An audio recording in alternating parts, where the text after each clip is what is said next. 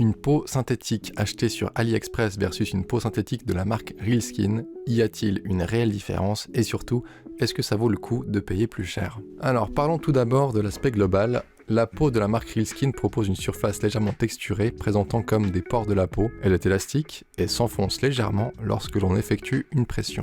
La peau provenant d'AliExpress, quant à elle, est parfaitement lisse, inélastique, et même si elle paraît souple, on ressent bien qu'elle est beaucoup plus dense. Pause. Pour ceux que ça intéresse, j'ai créé un Google Drive dans lequel je mets à disposition 12 fiches d'entraînement. Si vous voulez avoir le lien, écrivez « Envoie le lien » en commentaire et je vous l'enverrai en MP. Voilà, merci, on reprend la vidéo. En ce qui concerne l'absorption de l'encre, la peau haut de gamme, avec sa texture plus réaliste, donne vraiment l'impression d'injecter l'encre sous la peau, là où la peau bas de gamme donne plus l'impression de créer une crevasse de couleur noire. On a plus la sensation de graver que de tatouer. Petit point à souligner, les deux peaux font la même épaisseur, c'est-à-dire 3 mm, ce qui permet de pouvoir tatouer des deux côtés. Toujours concernant l'absorption de l'encre, j'ai fait des tests en variant la profondeur à laquelle je rentre l'aiguille sur chacune des peaux. Le premier trait est effectué en effleurant à peine la surface, le deuxième avec une profondeur standard, et pour le troisième trait, j'ai pratiquement traversé la peau. La différence est flagrante, la peau de la marque Real Skin parvient à retranscrire ces différences de manière significative, alors que celle d'AliExpress, non. Alors au final, quelle peau est-ce que je vous conseille si vous débutez le tatouage? Je tiens à préciser que je ne suis pas un spécialiste, vous n'avez qu'à lire mon pseudo